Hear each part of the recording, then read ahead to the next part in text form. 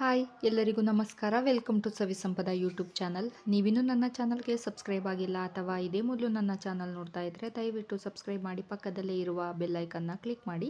ಇದರಿಂದ ನಾನು ಹಾಕೋ ಪ್ರತಿ ವಿಡಿಯೋಗೂ ನೋಟಿಫಿಕೇಷನ್ ಬರುತ್ತೆ. ಮಿಸ್ ಮಾಡದೆ ಎಲ್ಲ ವಿಡಿಯೋಗಳನ್ನು ನೋಡಬಹುದು. ಇವತ್ತು ನಾನು ಹುರುಳಿಕಾಳಿಂದ ಬಸ್ಸಾರು ಮಾಡೋದು ಹೇಗೆ ಅಂತ ತೋರಿಸ್ಕೊಡ್ತಾ ಇದ್ದೀನಿ. ತುಂಬಾ ಟೇಸ್ಟಿಯಾಗಿರುತ್ತೆ. ಮುದ್ದೆ ಜೊತೆಗೆ ಈ ರೀತಿ ಹುರುಳಿಕಾಳು ಬಸ್ಸಾರು ಮಾಡಿ ಕಾಳನ್ನು ಈ ರೀತಿ ಒಗ್ಗರಣೆ ಮಾಡ್ಕೊಂಡು ತಿಂದರೆ ತುಂಬಾ ಚೆನ್ನಾಗಿರುತ್ತೆ. ಹಾಗಿದ್ದರೆ ಹುರುಳಿಕಾಳು ಬಸ್ಸಾರು ಮತ್ತು ಪಲ್ಯ ಹೇಗೆ ಮಾಡೋದು ಅಂತ ನೋಡೋಣ. ನಾನಿಲ್ಲಿ ಒಂದು ಕುಕ್ಕರ್ಗೆ ಸ್ವಲ್ಪ ಕಾಳನ್ನು ತೊಳೆದು ಹಾಕ್ಕೊಳ್ತಾ ಇದ್ದೀನಿ. ಹುರುಳಿಕಾಳನ್ನು ಜಾಲಿಸಿ ಹಾಕ್ಕೊಂಡ್ರೆ ಕಲ್ಲುಗಳು ಕೆಳಗಡೆ ಉಳ್ಕೊಳ್ಳುತ್ತೆ. ಆದಷ್ಟು ಜಾಲಿಸಿ ಹಾಕ್ಕೊಳ್ಳಿ, ಯಾಕಂದರೆ ಹುರುಳಿಕಾಳಲ್ಲಿ ಕಲ್ಲು ಜಾಸ್ತಿ ಇರುತ್ತೆ. ನಾನು ಒಂದು ಸ್ವಲ್ಪ ಹೊತ್ತು ನೀರಲ್ಲಿ ನೆನೆ ಇಟ್ಟು ಆನಂತರ ಹಾಕ್ಕೊಳ್ತಾ ಇದ್ದೀನಿ, ಯಾಕಂದರೆ ಹುರುಳಿಕಾಳು ಸ್ವಲ್ಪ ನಿಧಾನ ಬೇಯುತ್ತೆ ಇದು. ಆದ್ದರಿಂದ ಸ್ವಲ್ಪ ಹೊತ್ತು ನೀರಲ್ಲಿ ನೆನೆ ಇಟ್ಟು ಆನಂತರ ಹಾಕ್ಕೊಳ್ತಾ ಇದ್ದೀನಿ. ಈಗ ಒಂದು ಅರ್ಧದಷ್ಟು ಟೊಮೊಟೊ ಹಣ್ಣನ್ನು ಹಾಕ್ಕೊಳ್ತಾ ಇದ್ದೀನಿ. ಸಣ್ಣದಿದ್ದರೆ ಒಂದಾದರೆ ಸಾಕು. ಸುಮಾರು ದಪ್ಪ ಇತ್ತು ಇದು, ಅದರಿಂದ ಅರ್ಧದಷ್ಟು ಹಾಕ್ಕೊಂಡಿದ್ದೀನಿ. ಹಾಗೆ ಒಂದು ಗ್ಲಾಸ್ ನೀರು ಮತ್ತು ರುಚಿಗೆ ತಕ್ಕಷ್ಟು ಉಪ್ಪು ಹಾಕಿ ಕುಕ್ಕರ್ನ ಲಿಡ್ ಕ್ಲೋಸ್ ಮಾಡಿ ಒಂದೆರಡು ವಿಷಲ್ ಬರೋವರೆಗೂ ಕೂಗಿಸಿ ಬೇಯಿಸ್ಕೊಳ್ತಾ ಇದ್ದೀನಿ. ಕೆಲವೊಂದು ಹುರುಳಿಕಾಳು ಒಂದು ವಿಷಲ್ಗೆ ಬೇಯುತ್ತೆ, ಕೆಲವೊಂದು 2-3 ವಿಷಲ್ ಆದ್ರೂ ಬೇಯಲ್ಲ. ನೋಡಿ ಬೇಯಿಸ್ಕೊಳ್ಳಿ, ತುಂಬ ಬೇಯೋದು ಬೇಡ, ಯಾಕಂದರೆ ಕಾಳನ್ನು ಒಗ್ಗರಣೆ ಮಾಡ್ಕೊಳ್ಳುವಾಗ ಸ್ವಲ್ಪ ದಿಂಡಾಗಿದ್ರೇ ಚೆನ್ನಾಗಿ ಅನಿಸುತ್ತೆ. 1-2-3 ವಿಷಲ್ ಬಂದಮೇಲೆ ಸ್ಟವ್ ಆಫ್ ಮಾಡಿಕೊಂಡು ಕುಕ್ಕರ್ ಕಂಪ್ಲೀಟ್ ತಣ್ಣಗಾದ ಮೇಲೆ ನಾನು ಲಿಡ್ ಓಪನ್ ಮಾಡ್ಕೊಳ್ತಾ ಇದ್ದೀನಿ. ನೋಡಿ, ಕಾಳು ಚೆನ್ನಾಗಿ ಬೆಂದಿದೆ, ತುಂಬ ಬೆಂದಿಲ್ಲ. ನೋಡಿ, ಈ ರೀತಿ ಪ್ರೆಸ್ ಮಾಡಿದ್ರೆ ಕಾಳು ಪ್ರೆಸ್ ಆದರೆ ಒಡೆದೋಗುತ್ತಾ ಇದೆ, ಆದರೆ ತುಂಬ ಸ್ಮ್ಯಾಶ್ ಆಗೋ ರೀತಿ ಇಲ್ಲ. ಯಾಕಂದರೆ ಪಲ್ಯ ಮಾಡ್ಕೊಳ್ಳೋದ್ರಿಂದ ಕಾಳಿಂದ ನೀವು ತುಂಬಾ ಬೇಯಿಸ್ಬಿಟ್ರೆ ತುಂಬ ಸ್ಮ್ಯಾಶ್ ಆದಂಗೆ ಆಗಿಬಿಡುತ್ತೆ. ಈಗ ಕಾಳಲ್ಲಿರುವಂಥ ನೀರನ್ನೆಲ್ಲ ಒಂದು ಗ್ಲಾಸ್ಗೆ ಬಸ್ಕೊಳ್ತಾ ಇದ್ದೀನಿ. ಈ ಕಾಳನ್ನು ಒಗ್ಗರಣೆ ಮಾಡ್ಕೊಳ್ಬೇಕು. ಹಾಗೆ ಸಾಂಬಾರಿಗೆ ಸ್ವಲ್ಪ ಕಾಳನ್ನು ಮತ್ತು ಬೆಂದಿರುವಂಥ ಟೊಮೊಟೊನೂ ಕೂಡ ಎತ್ಕೊಳ್ತಾ ಇದ್ದೀನಿ. ಸಾಂಬಾರು ಪ್ರಮಾಣ ಎಷ್ಟು ಬೇಕು ನೋಡಿಕೊಂಡು ಕಾಳನ್ನು ಎತ್ತಿಟ್ಕೊಳ್ತಾ ಇದ್ದೀನಿ. ಸಾಂಬಾರಿಗೆ ರುಬ್ಕೊಳ್ಳಿಕ್ಕೆ ಕಾಳು ತಣ್ಣಗಾಗಲಿ, ಅದರೊಳಗಡೆ ಈ ಕಾಳನ್ನು ಒಗ್ಗರಣೆ ಮಾಡ್ಕೊಳ್ಳೋಣ. ಒಗ್ಗರಣೆಗೆ ಒಂದು ಬಾಣಲಿ ಇಟ್ಕೊಂಡಿದ್ದೀನಿ. ಬಾಣಲಿಗೆ ಸ್ವಲ್ಪ ಎಣ್ಣೆ ಹಾಕ್ಕೊಂಡಿದ್ದೀನಿ. ಒಗ್ಗರಣೆಗೆ ಬೇಕಾಗುವಷ್ಟು ಎಣ್ಣೆ ಹಾಕ್ಕೊಂಡ್ರೆ ಸಾಕು. ಎಣ್ಣೆ ಚೆನ್ನಾಗಿ ಬಿಸಿ ಆದಮೇಲೆ ಸಾಸಿವೆ ಹಾಕ್ಕೊಳ್ತಾ ಇದ್ದೀನಿ. ಸಾಸಿವೆ ಈ ರೀತಿ ಚೆನ್ನಾಗಿ ಸಿಡಿಬೇಕು, ಆಗ ಟೇಸ್ಟ್ ಚೆನ್ನಾಗಿರುತ್ತೆ. ಹುರುಳಿಕಾಳು ಸಾಂಬಾರಿಗಾಗಲಿ ಅಥವಾ ಪಲ್ಯಕ್ಕಾಗಲಿ ಈ ರೀತಿ ಸಾಸಿವೆ ಸಿಡಿದ ನಂತರ ಒಂದೆರಡು ಬೆಳ್ಳುಳ್ಳಿ ಒಗ್ಗರಣೆಗೆ ಹಾಕ್ಕೊಂಡು ಹಾಗೆ ಒಂದೆರಡು ಒಣಮೆಣಸಿನ್ಕಾಯಿ ಹಾಕ್ಕೊಳ್ತಾ ಇದ್ದೀನಿ. ಹಾಗೆ ಮೀಡಿಯಮ್ ಸೈಜ್ಗೆ ಕಟ್ ಮಾಡ್ಕೊಂಡಿರುವಂಥ ಈರುಳ್ಳಿ ಹಾಕ್ಕೊಳ್ತಾ ಇದ್ದೀನಿ. ಇದ್ರ ಜೊತೆಗೇ ಸ್ವಲ್ಪ ಕರಿಬೇವು ಕೂಡ ಹಾಕ್ಕೊಳ್ತಾ ಇದ್ದೀನಿ. ಡೈರೆಕ್ಟ್ ಎಣ್ಣೆಗೆ ಹಾಕ್ಕೊಂಡ್ರೆ ಸಿಡಿಯುತ್ತೆ, ಆದ್ದರಿಂದ ಈರುಳ್ಳಿ ಹಾಕಿದ ನಂತರ ಕರಿಬೇವು ಹಾಕಿ ಫ್ರೈ ಮಾಡ್ಕೊಳ್ತಾ ಇದ್ದೀನಿ. ಹಾಗೆ ಈರುಳ್ಳಿ ಬೇಗ ಬಾಡಲಿ ಅಂತ ಸ್ವಲ್ಪ ಉಪ್ಪನ್ನು ಸೇರಿಸಿ ಫ್ರೈ ಮಾಡ್ಕೊಳ್ತಾ ಇದ್ದೀನಿ. ಈರುಳ್ಳಿ ಫ್ರೈ ಮಾಡ್ಕೊಳ್ಳುವಾಗ ನಾವು ಸ್ವಲ್ಪ ಉಪ್ಪನ್ನು ಸೇರಿಸಿ ಫ್ರೈ ಮಾಡ್ಕೊಳ್ಳೋದ್ರಿಂದ ಈರುಳ್ಳಿ ಬೇಗ ಬಾಡಿ ಫ್ರೈ ಆಗುತ್ತೆ.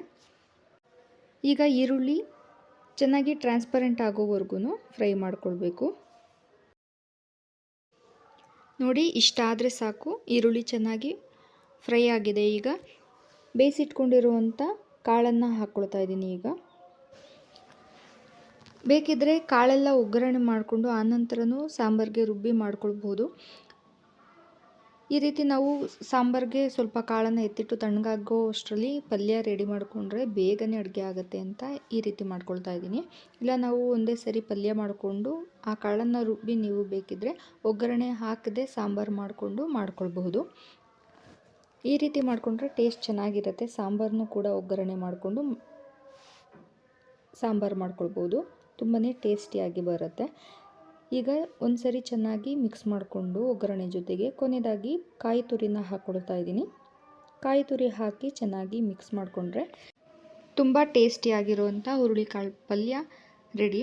ಈಗ ಸಾಂಬಾರು ರೆಡಿ ಮಾಡ್ಕೊಳ್ಳೋಣ. ಸಾಂಬಾರಿಗೆ ತಣ್ಣಗಾಗಲಿಕ್ಕೆ ಅಂತ ಇಟ್ಕೊಂಡಿದ್ವಲ್ಲ, ಆ ಕಾಳು ಮತ್ತು ಟೊಮೊಟೊ ಜೊತೆಗೆ ಒಂದು ಅರ್ಧ ಸ್ಪೂನಷ್ಟು ಜೀರಿಗೆ, ಹಾಗೆ ಸ್ವಲ್ಪ ಮೆಣಸು, ಒಂದು 3 ಒಣಮೆಣಸಿನ್ಕಾಯಿ, ಹಾಗೆ ಸ್ವಲ್ಪ ಬೆಳ್ಳುಳ್ಳಿ, ಜೊತೆಗೆ ಒಂದು ಸ್ವಲ್ಪ ಹುಣಸೆಹಣ್ಣು ಹಾಕ್ಕೊಳ್ತಾ ಇದ್ದೀನಿ. ಬೇಕು ಅಂದರೆ ಆ್ಯಡ್ ಮಾಡ್ಕೊಳ್ಬೋದು, ಇಲ್ಲದಿದ್ದರೆ ಸ್ಕಿಪ್ ಮಾಡಿ. ಹಾಗೆ ಸ್ವಲ್ಪ ಕೊಬ್ಬರಿ ತುರಿಯನ್ನು ಹಾಕ್ಕೊಳ್ತಾ ಇದ್ದೀನಿ, ಹಸಿ ಕಾಯಿ ತುರಿ ಇದು. ಈಗ ಇದನ್ನು ಒಂದು ಮಿಕ್ಸಿ ಜಾರ್ಗೆ ಹಾಕಿ ನುಣ್ಣಗೆ ರುಬ್ಕೊಳ್ಬೇಕು. ಹಾಗೆ ರುಬ್ಕೊಳ್ಳಿಕ್ಕೆ ಸ್ವಲ್ಪ ನೀರನ್ನು ಬೆರೆಸಿ ರುಬ್ಕೊಳ್ತಾ ಇದ್ದೀನಿ.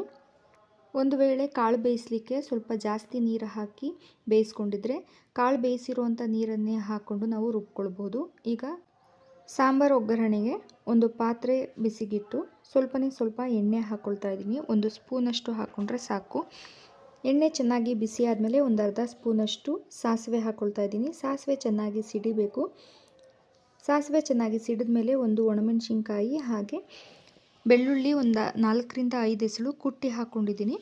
ಹಾಗೆ ಸ್ವಲ್ಪ ಕರಿಬೇವಿನ ಸೊಪ್ಪನ್ನು ಹಾಕ್ಕೊಳ್ತಾ ಇದ್ದೀನಿ. ಇದಿಷ್ಟು ಚೆನ್ನಾಗಿ ಎಣ್ಣೆಯಲ್ಲಿ ಮಿಕ್ಸ್ ಆದಮೇಲೆ ರುಬ್ಬಿಟ್ಕೊಂಡಿರುವಂಥ ಮಸಾಲೆ ಹಾಕ್ಕೊಳ್ತಾ ಇದ್ದೀನಿ. ಈ ರೀತಿ ನೀವು ಸಾಂಬಾರನ್ನ ಒಗ್ಗರಣೆ ಮಾಡಿ ಮಾಡಿಕೊಂಡ್ರೆ ತುಂಬಾ ಟೇಸ್ಟಿಯಾಗಿರುತ್ತೆ. ಇದಕ್ಕೆ ನೀವು ತುಪ್ಪ ಅಥವಾ ಬೆಣ್ಣೆ ಕೂಡ ಬಳಸ್ಬೋದು. ಹಾಗೆ ಕಾಳನ್ನು ಬೇಯಿಸಿ ಬಸಿದಿಟ್ಕೊಂಡಿದ್ವಲ್ಲ ಅದೇ ನೀರನ್ನು ನಾನಿಲ್ಲಿ ಸಾಂಬಾರು ಮಾಡಲಿಕ್ಕೆ ಬಳಸ್ತಾ ಇದ್ದೀನಿ. ನಾನು ಸ್ವಲ್ಪ ನೀರಲ್ಲಿ ಬೇಯಿಸ್ಕೊಂಡಿದ್ದೆ, ಆದ್ದರಿಂದ ಇನ್ನು ಸ್ವಲ್ಪ ನೀರಿನ ಅಗತ್ಯ ಇತ್ತು. ಆದ್ದರಿಂದ 1 ಗ್ಲಾಸ್ ನೀರನ್ನು ಕೂಡ ಹಾಕಿ ಸಾಂಬಾರು ಮಾಡ್ಕೊಳ್ತಾ ಇದ್ದೀನಿ. ತುಂಬ ತೆಳುವಾಗಿ ಮಾಡ್ಕೊಳ್ಳೋದು ಬೇಡ. ಹುರುಳಿಕಾಳು ಬಸ್ಸಾರು ಸ್ವಲ್ಪ ಗಟ್ಟಿ ಇದ್ದರೆ ತುಂಬಾ ಚೆನ್ನಾಗಿರುತ್ತೆ. ನೋಡಿ, ಇಷ್ಟಿದ್ರೆ ಸಾಕು. ತುಂಬ ಗಟ್ಟಿ ಆದರೂ ಚೆನ್ನಾಗಿರಲ್ಲ. ಈ ರೀತಿ ತುಂಬ ನೀರು ಥರ ಆಗಬಾರ್ದು, ಸ್ವಲ್ಪ ಗಟ್ಟಿ ಇದ್ದರೆ ಚೆನ್ನಾಗಿರುತ್ತೆ. ಈ ರೀತಿ ಚೆನ್ನಾಗಿ ಕುದಿ ಬರೋವರೆಗೂ ಬೇಯಿಸ್ಕೊಳ್ಬೇಕು. ಕುದಿ ಬರುವಾಗ ರುಚಿಗೆ ತಕ್ಕಷ್ಟು ಉಪ್ಪು ಹಾಕಿ ಬೇಯಿಸ್ಕೊಳ್ಬೇಕು.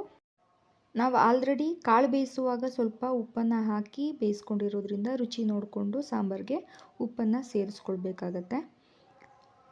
ಈ ರೀತಿ ಬಸ್ಸಾರು ಮಾಡ್ಕೊಂಡು ಊಟ ಮಾಡಿದ್ರೆ ತುಂಬಾ ಟೇಸ್ಟಿಯಾಗಿರುತ್ತೆ. ಊಟ ಸೇರಲ್ಲ ಅನ್ನೋರು ಕೂಡ 1-2 ತುತ್ತು ಹೆಚ್ಚಾಗಿ ಊಟ ಮಾಡ್ತಾರೆ, ಅಷ್ಟು ಟೇಸ್ಟಿಯಾಗಿರುತ್ತೆ. ಈ ರೀತಿ ಸಾಂಬಾರು ನಾನ್ ವೆಜ್ ಊಟಕ್ಕಿಂತನೂ ಕೂಡ ಟೇಸ್ಟಿಯಾಗಿರುತ್ತೆ. ಈ ರೀತಿ ನೀವು ಒಂದ್ಸರಿ ಟ್ರೈ ಮಾಡಿ ಹೇಗಿತ್ತು ಅಂತ ತಿಳಿಸಿ. ಈಗ ಚೆನ್ನಾಗಿ ಸಾಂಬಾರು ಕುದ್ದಿದೆ. ಈಗ ಸ್ಟವ್ ಆಫ್ ಮಾಡ್ಕೊಳ್ತಾ ಇದ್ದೀನಿ. ನೋಡಿದ್ರಲ್ವ ಎಷ್ಟು ಈಸಿಯಾಗಿ ಹುರುಳಿಕಾಳು ಸಾಂಬಾರು ಮತ್ತು ಪಲ್ಯ ಮಾಡ್ಕೊಂಡಿದ್ದೀನಿ. ತುಂಬಾ ಟೇಸ್ಟಿಯಾಗಿರುತ್ತೆ.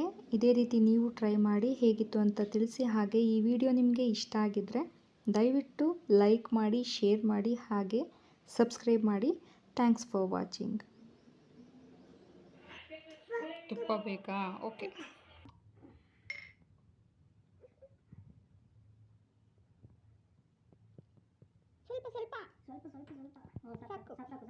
ಸ್ವಲ್ಪನಾ? ಓಕೆ ಊಟ ಮಾಡಿ ಆಯ್ತು. ತುಪ್ಪಕ್ಕೆ ಹೆಚ್ಕೊಳ್ತೀನಿ ಈಗ ಮುದ್ದೆ. ಬರೀ ತುಪ್ಪ ತಿನ್ನೋದಲ್ಲ, ಮುದ್ದೆ ತಗೋ. ತೊಳಿ ಮುದ್ದೆ ಹೆಚ್ಕೊಳ್ತೀನಿ ಈಗ.